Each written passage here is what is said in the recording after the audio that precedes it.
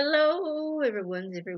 I am here for my review of American Horror Stories, Season 2, Episode 4. If you are new to my channel, welcome. I am Lady T. I like to do reviews on scripted reality shows, and I also do reactions. If you're returning, you one of my peoples, welcome back.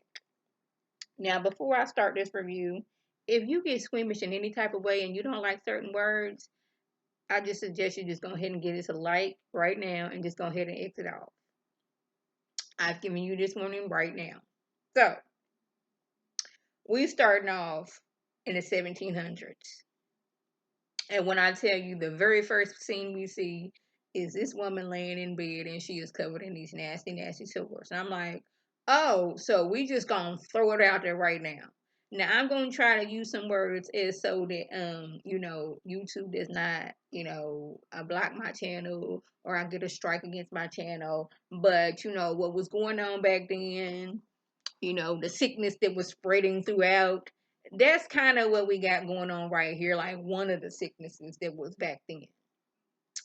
The doctor could not give the lady any strong medication because the medication is gone. Like so many people who have gotten sick and needed the medication and they are no longer here. So it was like she just gonna have to sit here and suffer until she is no longer here as well. So we got this dude. He going to go see this lady, and she is, the lady of the night, even though it is broad daylight. He goes to see her, and I'm like, so with I had to think now. Did they know how things were spread back then? Because this is the 1700s, and their knowledge of, you know, bacteria and things like that, and viruses. I don't think they knew about him and to a certain extent, but I was like, all this going on in the town, you finna go see this lady in the night. That don't seem like the smartest thing to do.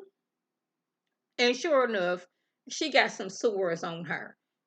I was like, so you don't care that you just out here just, getting people sick. Now this is when what she's like she got the power to heal, you know, just if basically if you get with her and lick on this nasty sewer, then your household that is the sickness is just gonna run past your household like, oh snap, they've been over there at the lady of the night's house. We don't need to go there. Let's find some other location. And I was like, I don't know if I'm gonna be able to finish this because she was like, you know, if you lick this nasty sewer, you gonna live a long, healthy life. And I'm like, that seems nasty. That seems wrong. I don't think you should do that, sir. First of all, you should be at home. You shouldn't even be here. And then we find out he the pastor of the town. I'm like, oh. It was so funny because he was over there, you know, willingly participating in with the lady of the night. But once he sees them sores on her, she everything but a child of God. And then when she comes to, she busts into the funeral the next day talking about something, this dude a hypocrite. He was just over at my house. Y'all don't need to be listening to him. And I was like,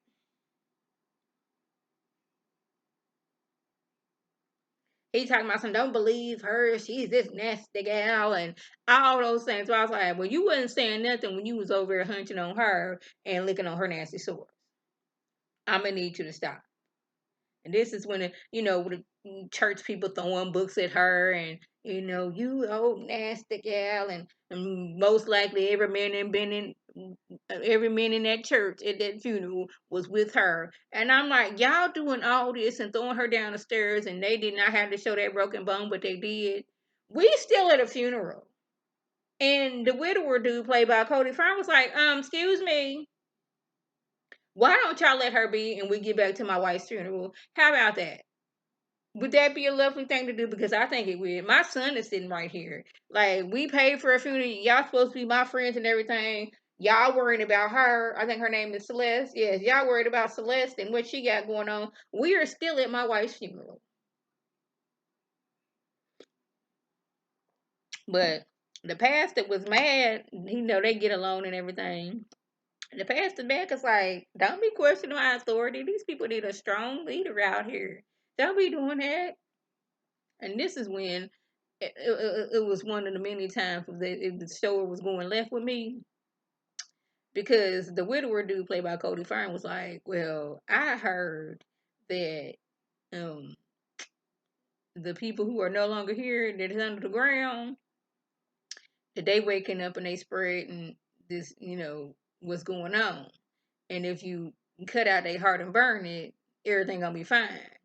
And then the pastor was like, well, what if you eat it? This is when we bring cannibalism into the situation. I'm like, really? I was like, my mind is always thinking in present day, like, that seems like you gonna get sick. This is a decomposing, body, germs, bacteria, you gonna mess up your whole system. But I was like, this is the 1700s. Did they really know exactly what was going on? And did they know exactly what to do? Because I was watching this show the other day, and I cannot think of what it was, but it was like in the 1400s. And this dude had like got an arrow shot through his arm. And one of the, I guess he was supposed to be like a doctor, but not a doctor. He was the person everybody went to when something was wrong. He was talking about a dung poultice. I was like, so you putting boo boo on the wound? Boo boo is bacteria. You putting that on an open wound? And he was feeling some type of way that this woman came in and was like, no, don't do that. We need to doggone and make a tourniquet to stop the bleeding so we can, sew up the vein and all that other stuff. And they called her every kind of witch out there, because she was a woman mainly, and she was going against what this man was saying. But like, this is the 1700s, and I'm like, at this point, I'm wanting to say they knew about germs and bacteria, but I don't know, because it was still in like the late 1900s that they didn't know that they need to be washing their hands before they went from gross anatomy to giving birth, which that still amazes me to this day. It took 20 years for this man. They called him crazy. It's like, wash our hands after we was doing Grey's Anatomy. Until, if y'all don't know what Grey's Anatomy is when the medical students would, work on the deceased bodies and learn about the anatomy and everything else. They would go straight from there to delivering babies, and they could not figure out why so many women who were giving birth in the hospital were passing away, as opposed to when it was giving birth at home. And one day the doctor was like, "Oh snap! It's because our hands are dirty." He set up a little washing section and everything, and they called him crazy, put him in a doggone insane asylum and everything. And it wasn't until like 20 years later they was like, you know what? I think he was right. But anyway, back to the story. It's the 1700s, so I'm like, I don't know exactly what they knew about germs and stuff like that, and you shouldn't be, dead bodies and stuff like that. But yeah, yeah.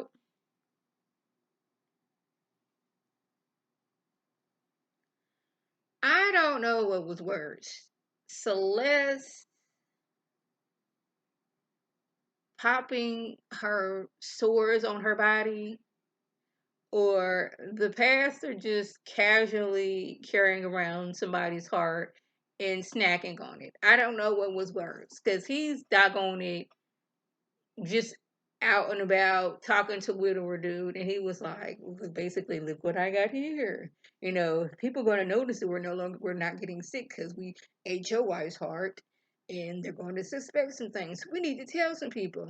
This is a delicious. He was basically like, this is a delicious snack. It's a good source of protein. My hair has never looked better. I don't even need this powder wig anymore. He was doing all that, and then we got Celeste over there just popping these swords, and I was like, I did not need to see this. It was grossing me out. But Celeste is telling how she was married and she got pregnant and she got these, swords. And after she gave birth to her baby, her son, her dad, her husband basically was like, I don't want to be with you no more. You got these sores. You're going to die anyway. So I'm taking this baby and leave. So she did the only thing she knew how to do back then. She didn't have no money. So she became a lady of the night. But then she started to realize when these men would come over and hunch on her, they was not getting sick. So she's like, that makes me special. The Lord, made me special like this. And Delilah, who has been helping her out, was like, okay, that may be true, but if people wasn't getting sick, we need to see what's going on with you so we can be healing people. But Celeste was on this. How come I just can't be special? Why I got to be something else? And she was like, I mean, you are special to me, and I like you, and you like me. So I thought you liked me. And then what you saying is she went smooth from like I like you, I want to be with you, and Celeste was like, "No, Delilah, that's wrong. That is against everything that we supposed to be doing." She's like, "Okay, so make me heal though," and it was basically like, "Well, since sleeping with you like makes people healed, let me sleep with you." I was like, Celeste, did you not realize she Jedi mind tricked you? She wanted to hunch on you. And you was like, no, we can't be doing that. But it was like, okay, make sure you heal me. And the only way to heal me is to have sex with me. And I was like, Delilah got you, girl. She did. But Delilah realizes that the cows have some sores too. And it was like, I don't think it's this one disease, but it's this other disease that got cow in front of it. A cow, moo cow. I'm country, y'all. My accent be off. And she was like, we both had this because we was milkmaids. And maybe the reason why people are not getting sick is because the the cow disease situation is an immunity to that situation that's going on out here. So Delilah makes it her point to go around and give everybody the milk, but like everybody gone up there in the cemetery.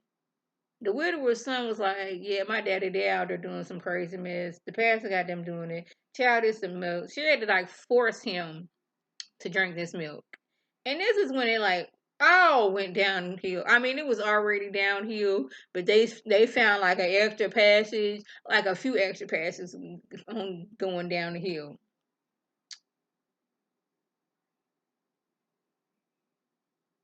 Wait a minute.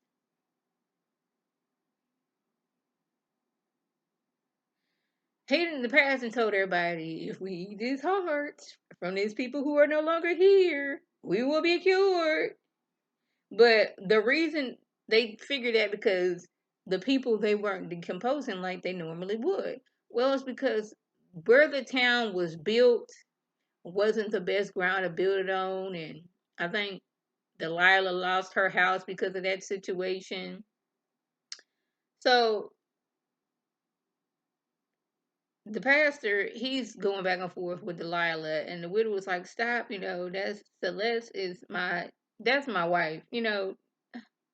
Oh yeah, he unalived Delilah. He just knocked her out. Thought she was gone. She wouldn't. The widow was like, "No, don't go after Celeste. I was married to her. That's my son's biological mother."